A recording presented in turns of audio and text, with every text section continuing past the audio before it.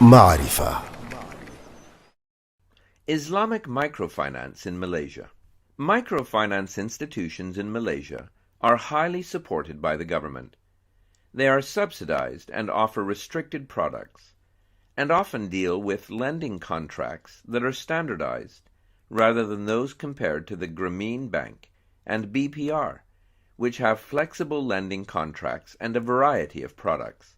Since these banks are unsubsidized, they are required to provide a diverse range of microfinance products and services in order to generate revenue, which in turn is used to cover operations and loanable funds. Malaysian microfinance institutions, therefore, do not have incentives to diversify due to the immense support from the government.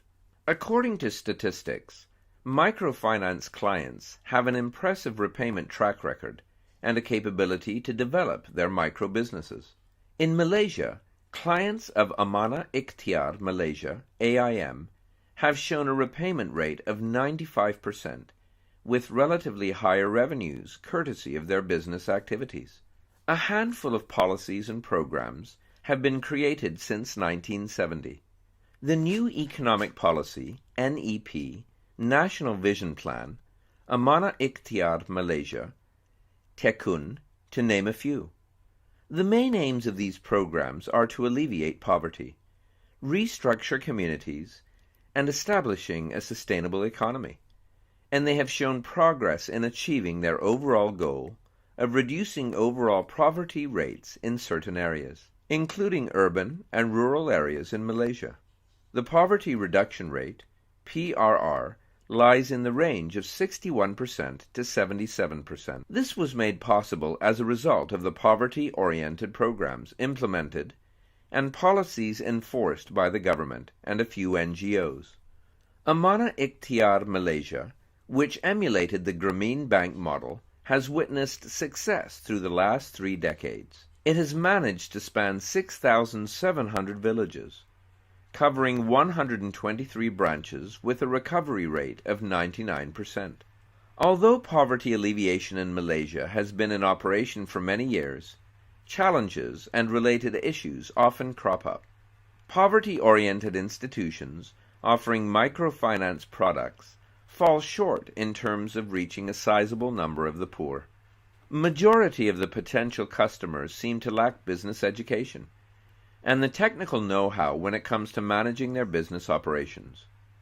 There exists a lack of correlation between Islamic microfinance and digital tools that could aid the promotion, marketing, and innovation of products. Digitization could propel a wider outreach, ease administrative burdens, and lower costs of business operations. Areas to improve upon. Microfinance institutions, both government-backed and otherwise, need to be responsible for educating the industry with the notion that microfinance customers are equally creditworthy and should be considered in product innovation and development processes.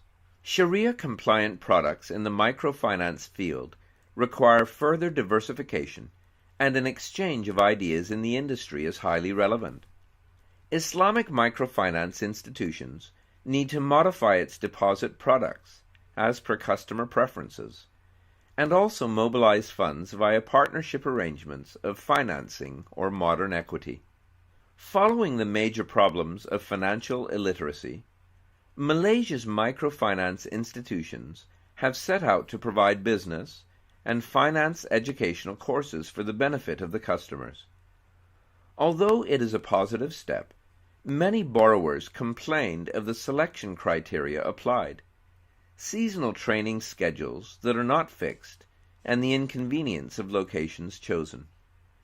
The institutions do not practice a standardized method of training to handle customers of different backgrounds, and so it was highly recommended that the government and responsible authorities redesign its programs to ensure effectiveness and efficiency. Marifa.